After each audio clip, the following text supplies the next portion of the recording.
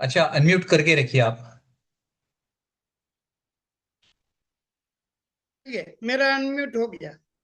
हाँ, ठीक है।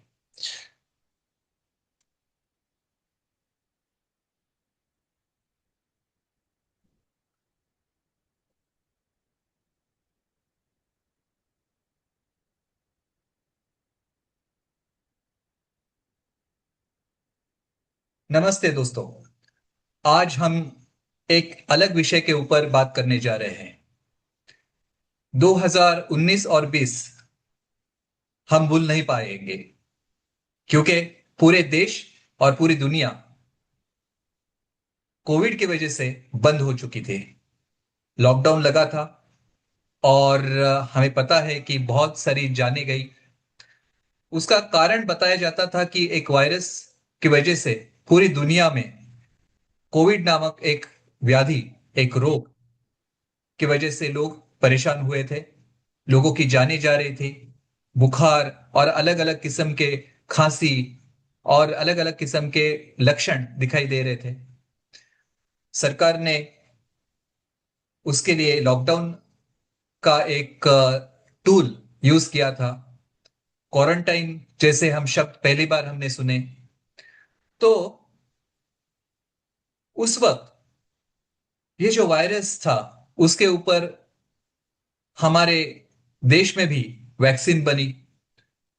कुछ वैक्सीन्स अमेरिका की भी आई थी, कुछ यूरोप की भी आई थी।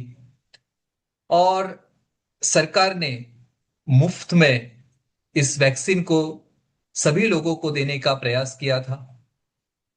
लेकिन ये सब बातें हो रही थी, लेकिन एक तरफ इन वैक्सीन्स के बारे में, इस कोविड के बारे में और इस वायरस के बारे में कुछ सवाल भी लोग खड़े कर रहे थे। और कुछ लोग वायरस के अस्तित्व के ऊपर सवाल खड़े कर रहे थे। कुछ लोग वैक्सीन्स के ऊपर सवाल कर रहे थे। और कुछ लोग इस कोविड के बारे में बहुत ज्यादा ट्रीटमेंट या पैनिक सरकार ने किया है, इसके बारे में भी सवाल खड़े कर रहे थे। इसी दौरान हमारे मित्र राजकोट में रहने वाले श्री अशोक भाई पटेल, इन्होंने एक अलग ही इसके ऊपर सवाल खड़ा किया है। उन्होंने इस पूरे मामले में पुलिस कंप्लेंट भी करने की कोशिश की थी। और आज शायद वो केस कोर्ट में चल रहा है।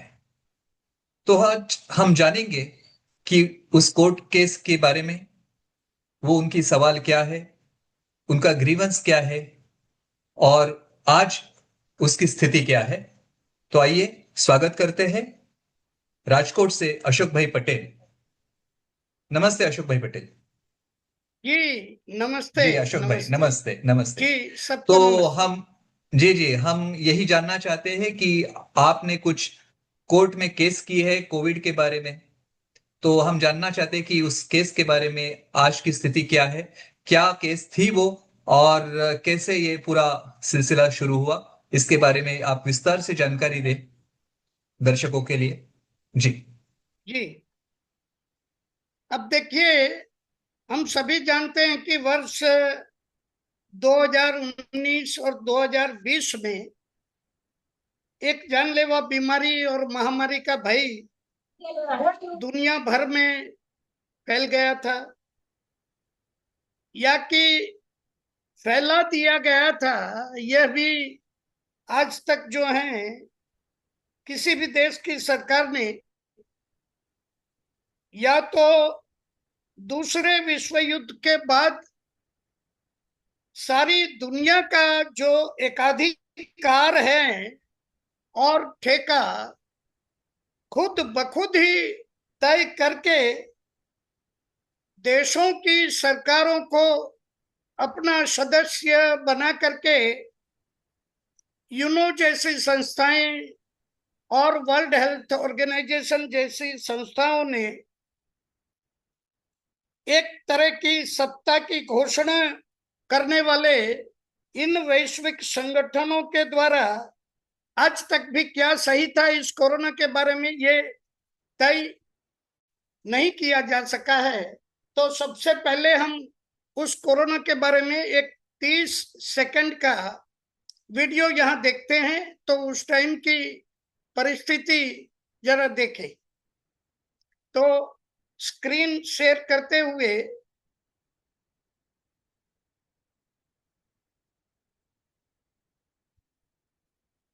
भारत की गति अचानक थम गई। 24 मार्च 2020 भारत की गति अचानक थम गई। एक घोषणा ने करोड़ों लोगों की जिंदगी बदल दी। मास्क, सैनिटाइजर और 2 गज दूरी, ये शब्द अचानक रोजमर्रा की जिंदगी का हिस्सा बन गए। इस दौरान डॉक्टर्स, नर्स और कई कर्मचारी दिन रात सेवा में जुटे रहे।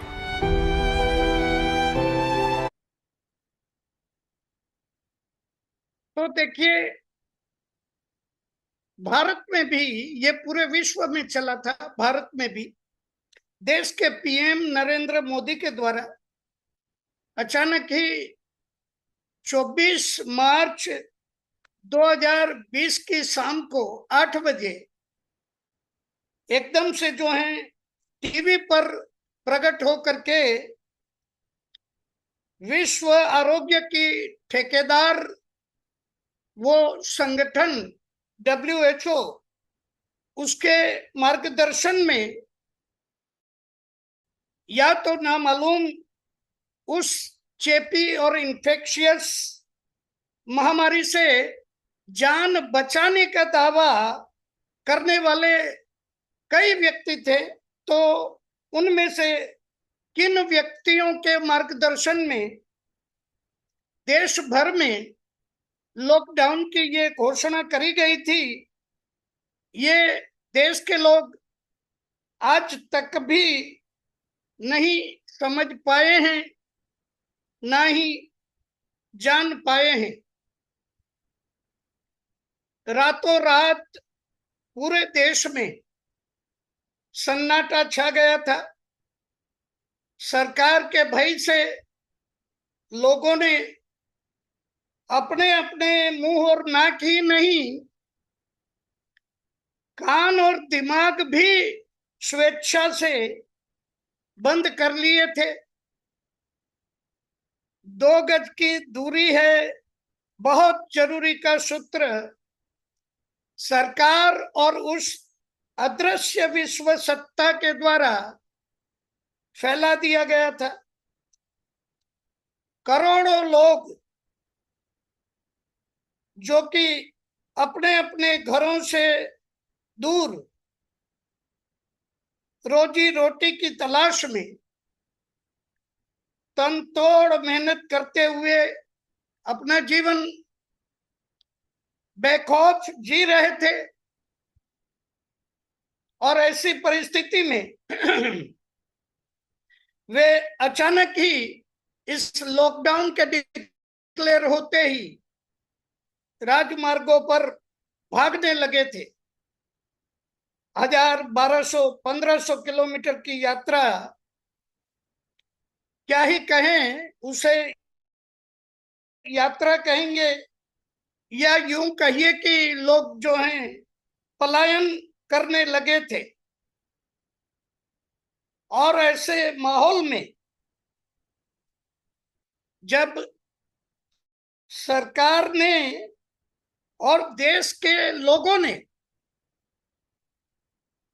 जैसे कि न ही मरने की कसम खा रखी थी और कुछ भी सोचे बिना या तो कोई सवाल किए बिना ही सिर्फ और सिर्फ भय फैल रहा था या तो अगर वास्तविकता कहें तो भाई फैलाया जा रहा था। सब लोगों ने और सरकारों ने किसी को भी न मरने देने का जैसे कि युद्ध छेड़ रखा था। तब उस परिस्थिति में गुजरात के राजकोट में मैंने और मेरे कुल मिलाकर के कुछ 27 साथियों ने देश के prime minister, president, attorney general, chief justice of India और गुजरात राज्य के जिम्मेदार पदाधिकारियों सहित कुल 23 महानुभावों को तारीख 11 जून 2020 को एक पत्र लिख करके, जो अभी आप यहाँ स्क्रीन शेयर करी गई है, वहां आप देखेंगे कि ये पत्र जो हैं ये एक पत्र लिख करके उसके द्वारा उस असमंजस के भयभीत माहौल और परिस्थिति में सत्य को उजागर करने के इरादे से अपने अपने जीवन की आहुति यानी अपना बलिदान तक देने की तैयारी दर्शाई थी। और उस पत्र के द्वारा लिखित रूप से 27 लोगों ने अपने दस्तखत करते हुए अचानक ही जो हैं बरसाती मेंढक की तरह से उठ खड़े हुए या कोई हिडन कार्यक्रम के तहत खड़े किए गए कोविड अस्पतालों में भय के मारे थर थर कांप रहे कोविड पेशेंट्स के साथ 14 दिनों के घोषित रामबाण उपाय जैसे उस क्वारंटाइन पीरियड में बिना किसी सुरक्षा के उनके साथ रहने के लिए अनुमति मांगी थी उन 23 अथॉरिटीज से, जिससे कि देश के लोगों के सामने उस न मरने या न मरने देने की जिद के सत्य को उजागर किया जा सके और असमंजस तथा भय की उस भयानक स्थिति का सच देश के लोग जान सकें, यानी कि देश के निर्दोष लोगों को भयमुक्त किया जा सके। तो ये पत्र देखिए, अभी स्क्रीन पर 20 का हिंदी में लिखा गया ये पत्र यहाँ पर दिखाई दे रहा है। ये नरेंद्र मोदी को संबोधन करके तब से लेकर के आज तक सत्य और असत्य के बीच का वो संघर्ष इस पत्र के लिखने के बाद आज तक चालू ही है। अब तक ना तो दुनिया में कोई जान सका है और ना ही हमारे देश में ही पूरे आत्मविश्वास और दहाड़ के साथ उस सत्य को उजागर ही किया गया है। 11 जून 2020 के उन 27 सत्याग्रहियों के उस पत्र का कोई भी जवाब, ये देखिए इन 27 सत्याग्रहियों के दस्तखत भी हैं, तो उसके साथ ये सत्य के शोध की यात्रा ये निरंतर देश के प्रशासकीय विभागों में पुलिस थानों में और अदालतों में किस तरह से चली जा रही हैं, उसका एक ब्यौरा जो है क्रोनोलॉजी वार, जब आपने आज ये पूछा है कि क्या स्थिति है, तो यहां से वो यात्रा शुरू हुई है 11 जून 2020 को। तो इस वीडियो के द्वारा हम पूरे देशवासियों को भी बताना चाहेंगे कि इस सत्याग्रह के प्रत्येक लिखित संवाद रूप पत्रों और आधारों के सिर्फ महत्वपूर्ण रिलेवेंट हिस्से ही हम यहाँ प्रस्तुत करने जा रहे हैं। सबसे पहले क्रम पर तो है 11 जून 2020 का वो पत्र जो हमने आपको दिखाया, जिसको कि 27 लोगों ने अपने दस्तखत के द्वारा देश के 23 प्रमुख पदाधिकारियों को लिखा गया था। और उसके बाद यह पत्र और उसकी सारी नकलें राजकोट के उस वक्त के कलेक्टर को सौंपी गई थी। और यह पत्र कुल मिलाकर के 8 पन्नों का था। और अब आगे जो है इस 11 जून 2020 के पत्र को सभी मुख्य पदाधिकारियों को भेजे जाने के बाद उन सारे सत्याग्रहियों ने एक वकील के द्वारा, ये देखिए कल्पेश मौर्य करके राजकोट के वकील हैं, ये उनके लेटर हेड पर स्थानिक जो है राजकोट के तीनों मुख्य अधिकारियों को एक लीगल नोटिस सौंपी गई थी। ये उस लीगल नोटिस का पहला और आखिरी पेज है। इन तीनों अधिकारियों को उन लीगल नोटिसों में 7 दिनों के भीतर ही कुछ महत्वपूर्ण और ठोस कदम उठाने का आदेश दिया गया था। एक तरह से इन लीगल नोटिसों का आज तक भी कोई भी जवाब उनके द्वारा नहीं दिया गया है। ये पहली नोटिस जो है वो पुलिस कमिश्नर को दी गई थी। 7 पन्ने की ये लीगल नोटिस है पुलिस कमिश्नर वाली। फिर दूसरे क्रम पर ये म्युनिसिपल कमिश्नर को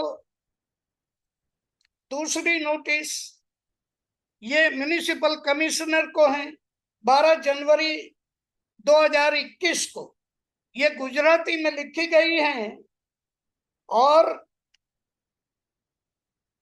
ये 10 पन्नों की नोटिस है, जिसे 6 सत्याग्रहियों ने यहाँ पर साइन किया हुआ है। लीगल नोटिस है वकील के द्वारा। और उसके बाद नेक्स्ट जो है डिस्ट्रिक्ट कलेक्टर को भी ऐसी ही नोटिस, ये डिस्ट्रिक्ट कलेक्टर की नोटिस है। देखिए गुजराती में लिखा है प्रति श्री जिला कलेक्टर श्री, और विषय बताते हुए 22 जनवरी 2021 को राजकोट के डिस्ट्रिक्ट कलेक्टर को ये भी 10 पन्नों की लीगल नोटिस 6 जनों ने उसको साइन किया, वकील ने भी उसको साइन किया। तो ये 3 नोटिस भेजे जाने के बाद जो हैं, उसके बाद भी कुछ व्यक्तिगत रूप से मिलकर के कुछ प्रयत्न किए गए थे, लेकिन फाइनली जब कहीं से कोई परिणाम नहीं मिल रहा था, तब जो है इन सारे प्रयत्नों को समेट करके 2 पन्नों की एक लिखित कंप्लेंट, ये रही वो कंप्लेंट गुजराती में।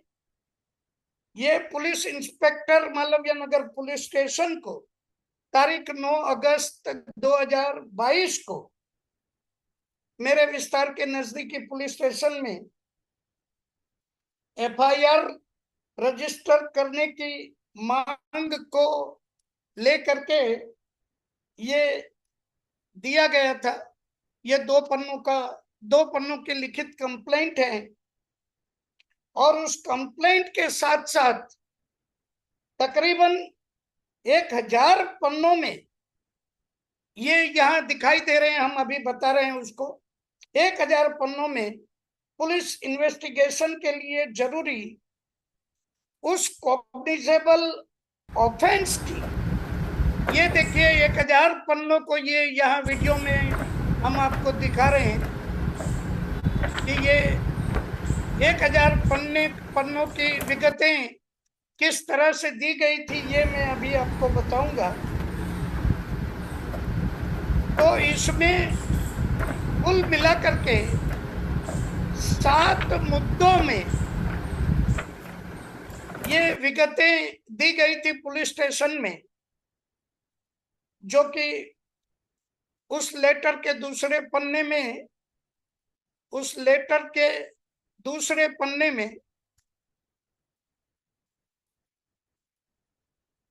हाँ ये लेटर है, उस लेटर के दूसरे पेज में ये यहाँ पर वो 7 वस्तुएं, उसमें पहले मुद्दे में फरियाद करने के मुख्य 20 कारण बताए गए थे वहां, और फिर दूसरे मुद्दे में उस वक्त गूगल में और दुनिया भर के सोशल मीडिया में सारी बातें जो आ रही थी, वो अलग अलग 13 कॉन्स्पिरेसी थियरियों की विगतें बताई गई थी।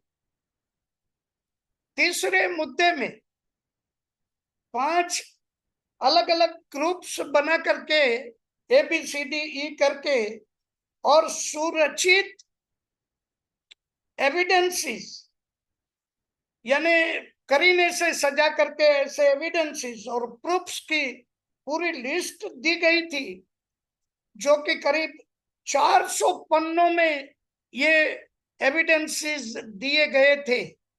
यानी पुलिस को कोई जरूरत ही नहीं थी कोई इन्वेस्टिगेशन करने की। उस बारे में उस वक्त जो है सोशल मीडिया में सारी बातें आ रही थी, उन सारी चीजों की प्रिंट निकाल करके जो इंग्लिश में, और कई सारी इतनी लिंक्स भी कि जिन लिंक्स में से करीब ये मान लीजिए कि 15-20 हजार पन्ने भी उस लिंक में शामिल थे, ऐसी लिंकें भी दी गई थी। चौथे मुद्दे में रेफरेंस 1 से 9, और ये भी करीब 450 पन्नों में दिया गया था। और इस काल्पनिक महामारी के संदर्भ के साथ इस विषय में अथॉरिटी कहे जाने वाले लोगों के द्वारा लिखी गई पुस्तकें, ये जो वायरोलॉजी के बारे में जो जानकार लोग थे वायरस के बारे में, उनके द्वारा पुस्तकें लिखी गई थी कि जो ये इस विषय का सत्य पूरा का पूरा बता रही थी। ऐसी 4 पुस्तकें भी पुलिस स्टेशन में सौंपी गई थी। 5वें मुद्दे में इस ऑर्गेनाइज्ड क्राइम, ये एक सोच समझ के किया गया क्राइम पूरी दुनिया में, और उन गुनाहगारों को लागू होने वाली अलग अलग कानूनों की संभावित 60 जितनी धाराओं के सिर्फ नाम और नंबर ही नहीं, लेकिन उनकी प्रिंट्स निकाल करके उन धाराओं की कॉपियां, ये भी रेडीमेड उनके रेडी रेफरेंस के लिए सबमिट की गई थी पुलिस स्टेशन में। उनको कुछ भी करने की जरूरत नहीं थी। और 6वें मुद्दे में देश में लॉकडाउन घोषित करके केंद्र सरकार के सर्वोच्च मुखिया, जो कि एक पॉलिटिकल पार्टी के कार्यकर्ता भी हैं, तो इस पॉलिटिकल पार्टी के कार्यकर्ता जो देश के पीएम भी हैं, तो इस देश के पीएम के द्वारा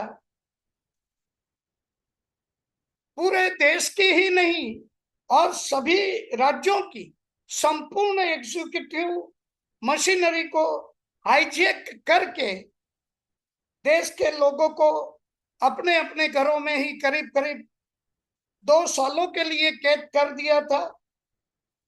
और उस कैद कर देने का कार्य जिन्होंने किया था वो 740 जिलों के कलेक्टर नगर पालिकाएं, महानगर पालिकाओं के म्युनिसिपल अधिकारियां जो गाड़ियां दौड़ा रहे थे, लोगों को पकड़ करके वैक्सीन लगा रहे थे जबरदस्त, और पुलिस अधिकारी, पुलिस कर्मचारी लोगों को जबरदस्ती मास्क वगैरह के बारे में पकड़ रहे थे, दंडित कर रहे थे, डांट रहे थे।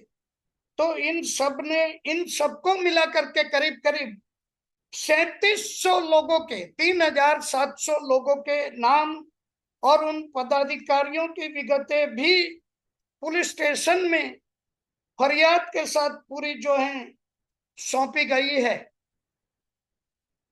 और सातवें और अंतिम मुद्दे में, जैसे कि यहां भी देखा जा सकता है, साक्षियों की यादी यानी विटनेसेस, 207 साक्षियों के नाम, सिर्फ नाम ही नहीं, उनके मोबाइल नंबर्स भी पुलिस स्टेशन में सबमिट किए गए थे। और ये कौन लोग थे 207 साक्षी?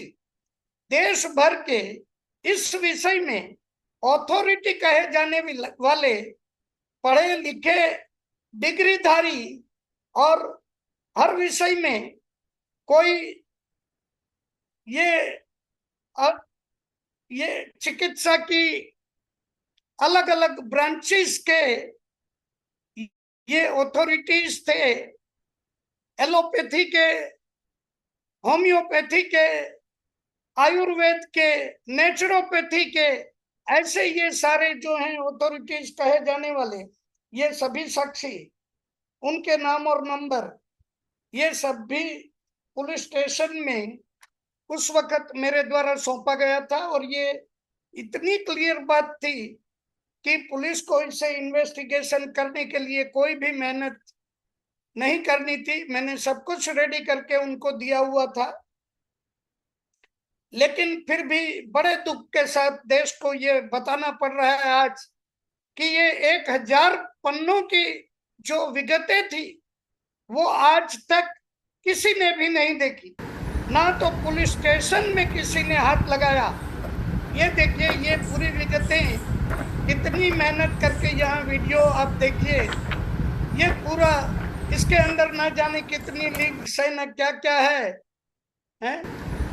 तो किसी ने नहीं देखा, ना तो पुलिस स्टेशन में ही किसी ने देखा, और ना ही आगे जाकर के कोर्ट में जब बात गई तो कोर्ट में भी किसी ने नहीं देखा, लोअर कोर्ट में भी नहीं देखा, और डिस्ट्रिक्ट कोर्ट में भी नहीं देखा गया।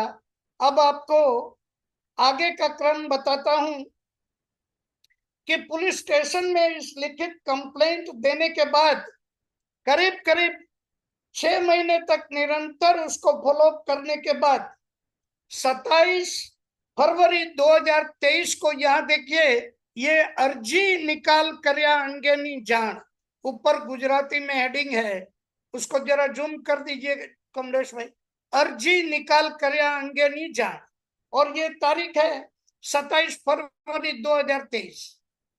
और इन्होंने जो जान किया, मुझे इंटीमेशन दिया कि ये अर्जी डिस्पोज कर रहे हैं पुलिस स्टेशन से, तो नीचे की 3 लाइन जो हैं उसमें उन्होंने गलत बयानी करी।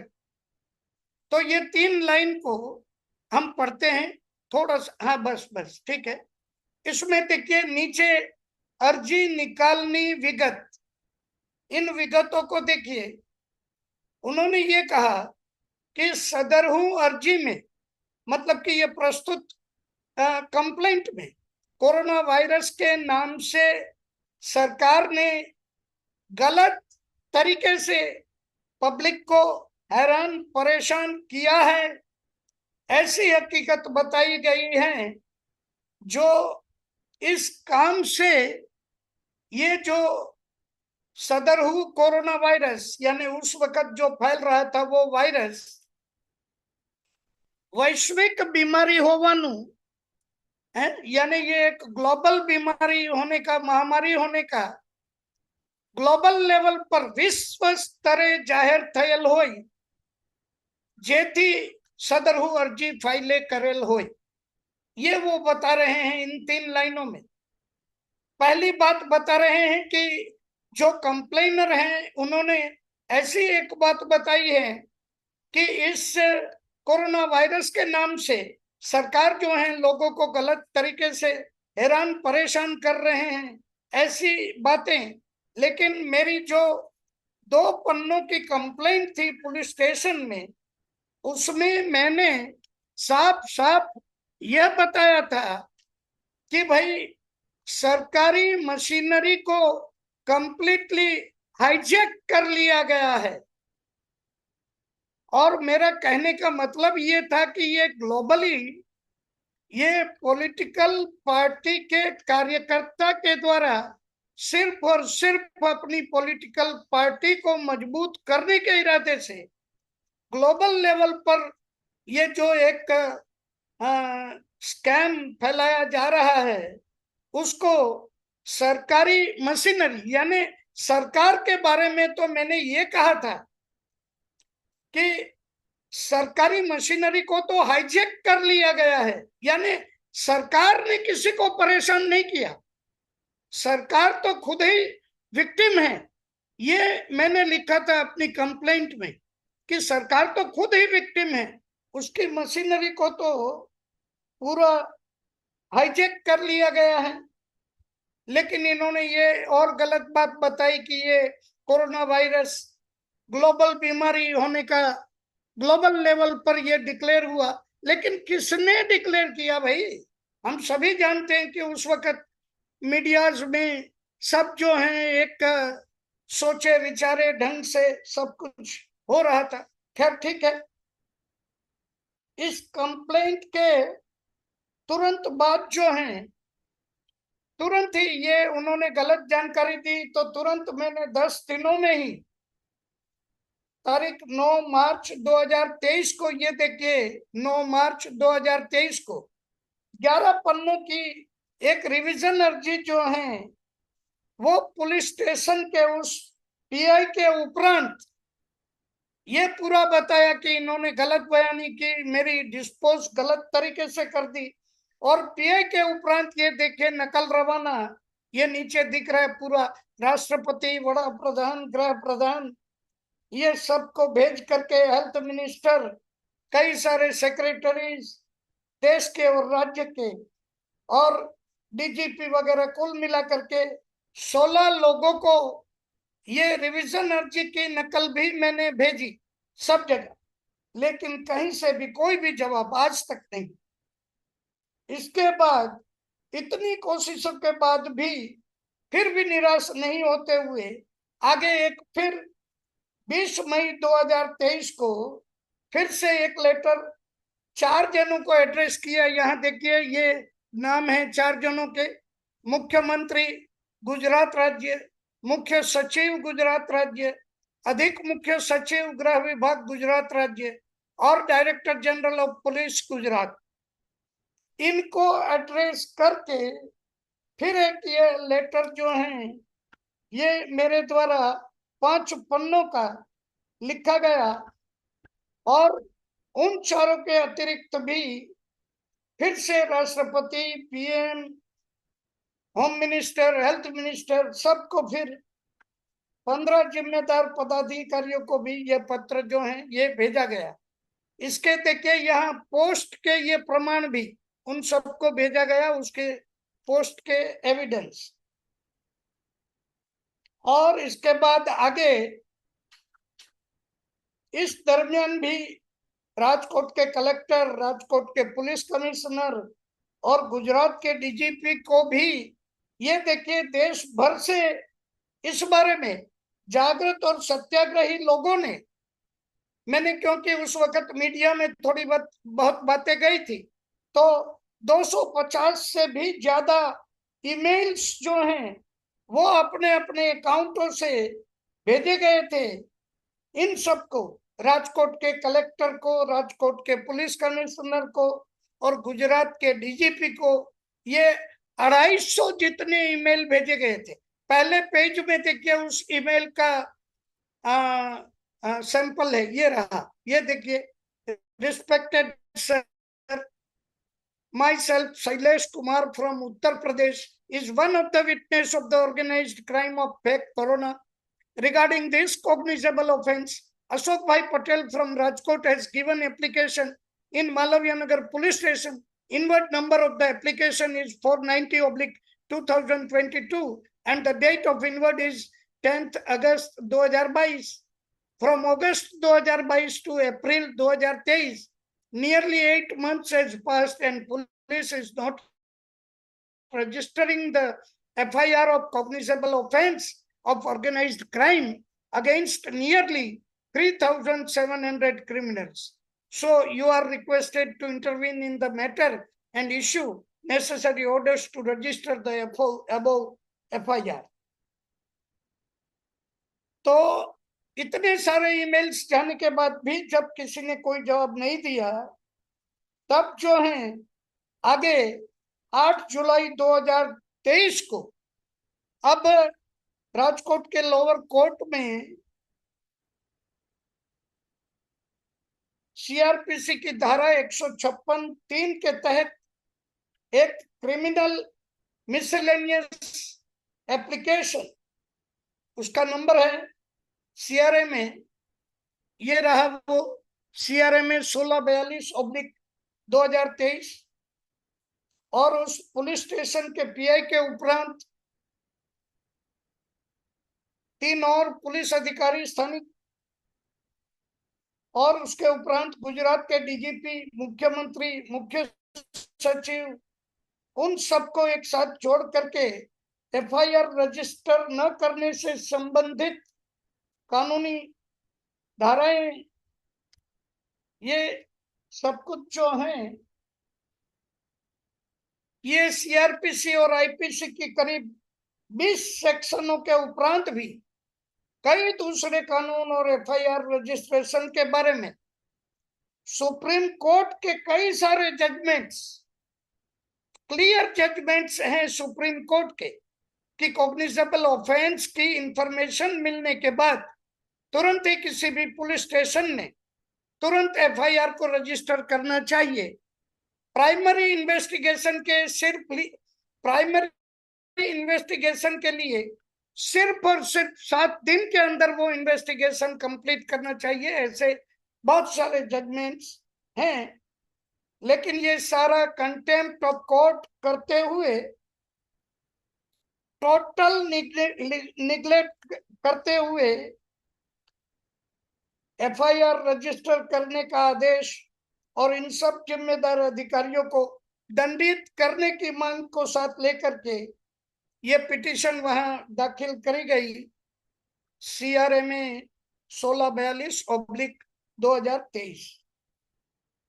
फिर जो है उसके बाद उस लोअर कोर्ट में करीब करीब 25 सुनवाइयों के बाद एक जजमेंट जो है ये दे दिया गया 17 दिसंबर। ये रहा जजमेंट, 10 पन्नों का इंग्लिश में। 17 दिसंबर 2024 को 10 पन्ने का ये जजमेंट दे दिया गया और इसके आखिरी पेज में, 10 पन्ने हैं, आखिरी पेज में 8वें मुद्दे में किस तरह से मेरी मांग को लोअर कोर्ट में रिजेक्ट किया गया है, ये वहां उन्होंने कुछ 8-10 लाइनों में लिख दिया है, जो भी मैं यहाँ आपको पढ़ के सुना रहा हूं कि क्या जजमेंट दिया है उन्होंने। As discussed above in detail and for the reasons stated above and taking into consideration the report of the PI, the application under section 156(3) CRPC is rejected on the following grounds। ये पहले उन्होंने बताया कि इसको reject किया गया और यहाँ बात करी PI के रिपोर्ट की, तो उसके पहले ही, इस ऑर्डर के पहले ही मेरे लिखित देने के बावजूद भी मैंने उनसे लिखित दिया कि ये PI का रिपोर्ट गलत है, उनको कोर्ट में बुलाइए, मैं उनसे पूछपरछ करना चाहता हूं। लेकिन मेरी उस मांग को रिकॉर्ड पर ही नहीं लिया गया, जो आज भी मैंने रिकॉर्ड पे रखी हुई है मैंने अपनी तरफ से। अब आगे वो बता रहे हैं क्या ग्राउंड्स है। पहला, द एलिगेशंस आर वैग, and do not disclose the commission of any cognizable offense under the invoked sections. ये वो बता रहे हैं। दूसरा, the mandatory prior sanction under section 197 CRPC has not been obtained. ये देखिए, डंके की चोट पर कोर्ट के द्वारा ये गलत बताया जा रहा है कि मैंडेटरी कोई ऐसा प्रायर सैंक्शन की जरूरत होती है सेक्शन 197 की। ये तो एक्चुअली ये सेक्शन जो है 197 वो किसके लिए होता है? पुलिस के लिए होता है। और वो कब होता है?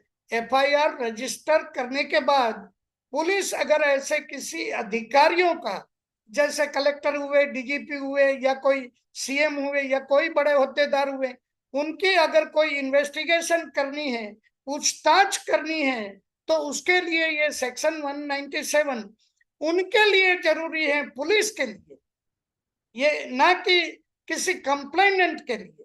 और लॉजिक भी नहीं है, कंप्लेनेंट क्यों जाएगा कहीं पर?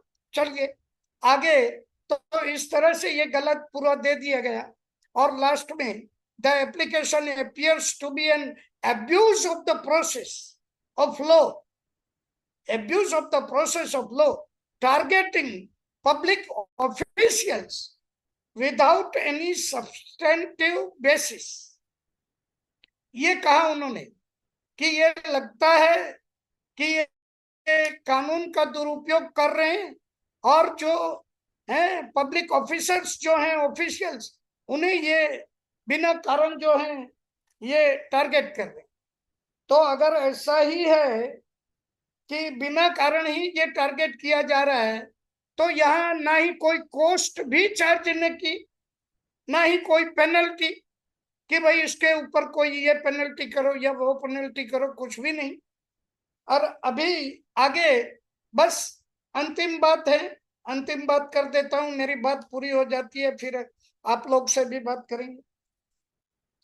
लोअर कोर्ट में उस रिजेक्शन के बिल्कुल भी निराश न होते हुए 3 प्राइमरी सुनवाइयों के बाद, पहले 3 प्राइमरी सुनवाइयां करी गई एपेलेट कोर्ट में, मेरी अर्जी अपील वो ले ही नहीं रहे थे, लेकिन फिर भी वहां आर्ग्यूमेंट्स वगैरह करके तारीख 19 फरवरी 2025 के दिन ये अपील जो है वो डिस्ट्रिक्ट कोर्ट में दाखिल करने में आखिर मुझे सफलता मिल गई।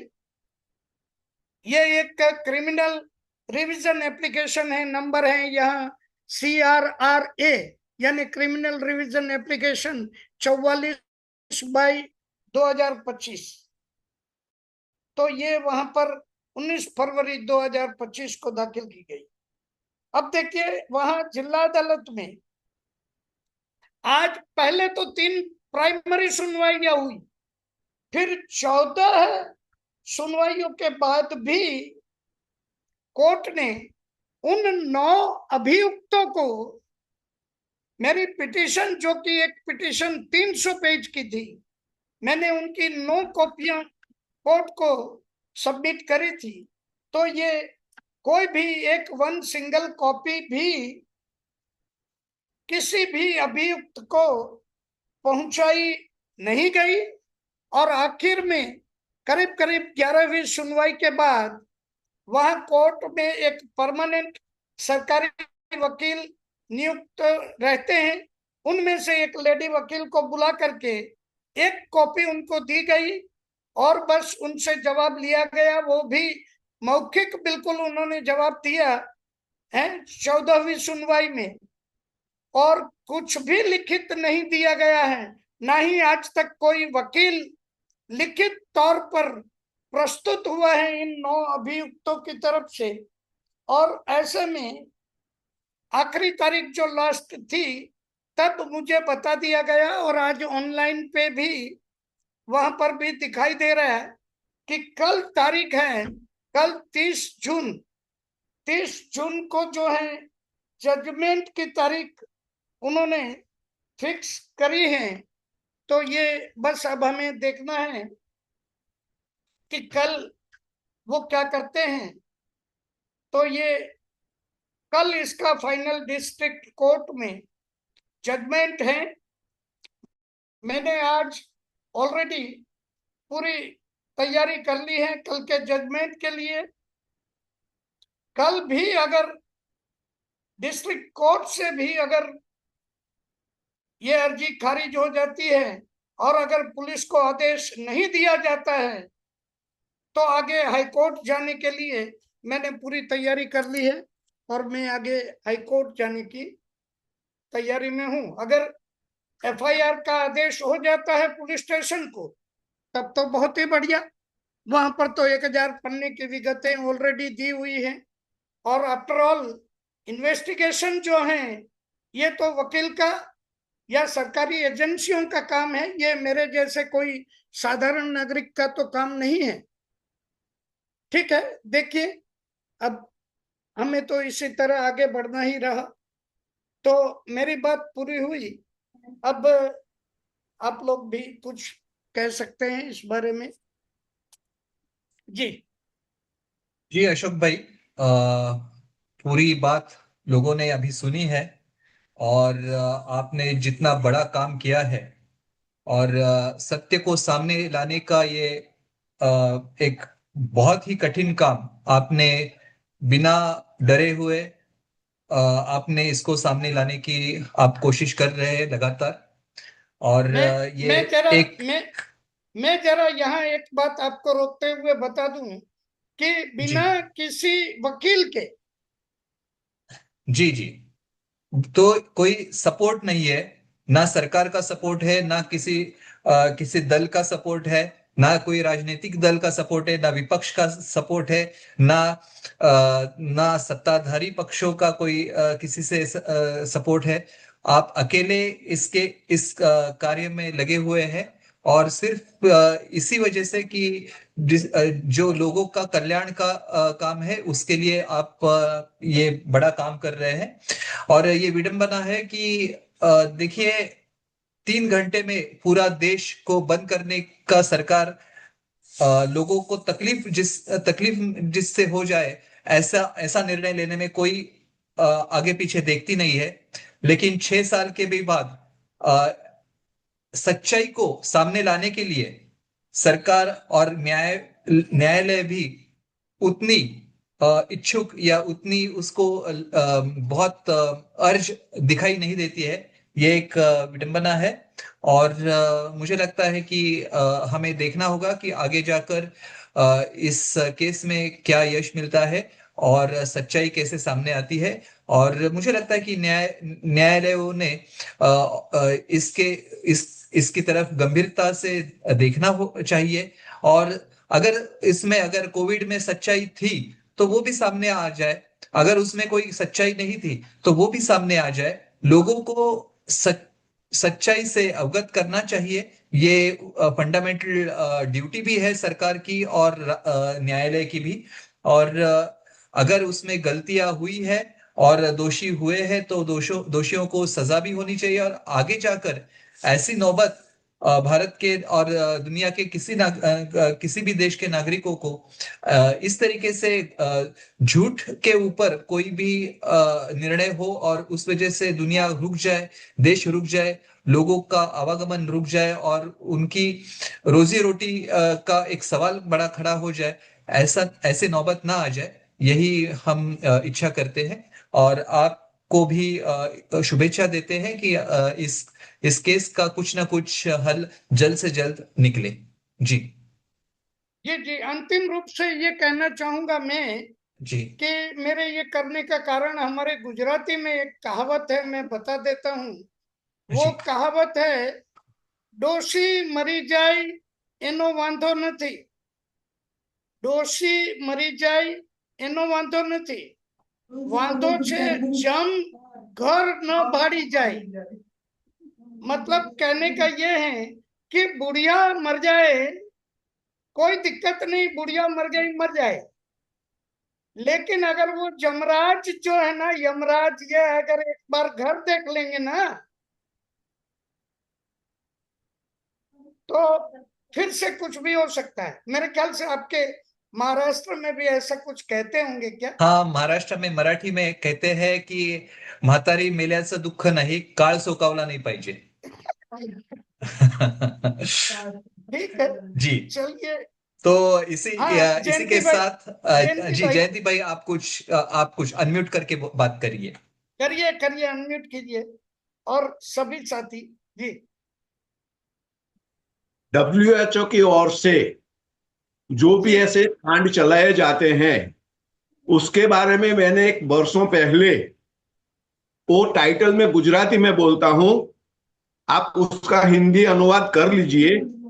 जीवन, मरण और तबीबी शास्त्र वास्तविक नजरे, doctor Manu Kothari and doctor Lopa Mehta ने, हाँ, मनु कोठारी। गाइन लोपा मेहता गायनेक पे और मनु कोठारी जी ने हार्ट पे बहुत अच्छी किताब लिखी है। जो फ्रॉड चल रहे हैं, आज भी चलते थे, पहले भी चल रहे थे, तो उसको कंट्रोल करने की कहीं पर बात ही नहीं है। उनको खुले आम लूटने का बिजनेस करने के लिए ये सब किया जाता है।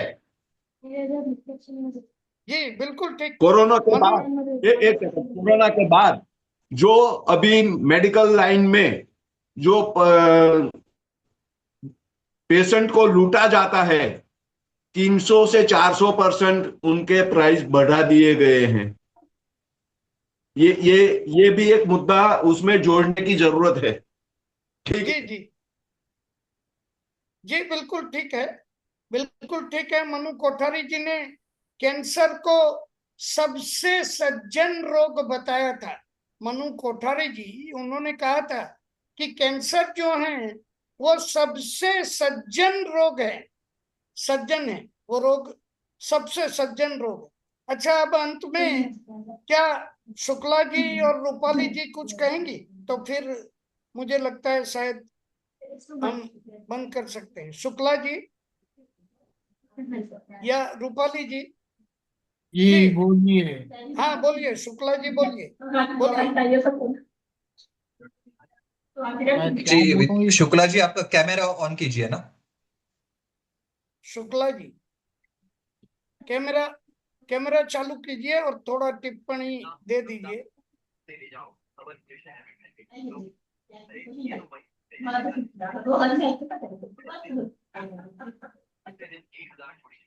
क्यों नहीं खुल रहा है? हाँ हाँ, शुक्ला जी, ठीक है, आपके यहाँ से। हेलो शुक्ला जी। बोलिए। हाँ हाँ, आपको बोलना है जी।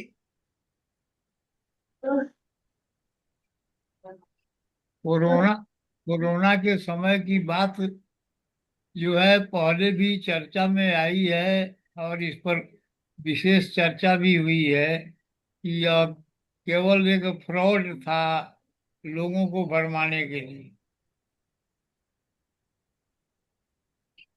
जी चलिए, ठीक है, ठीक है। अभी अभी अंत में रूपाली जी, जी रूपाली जी अनम्यूट कीजिए, रूपाली।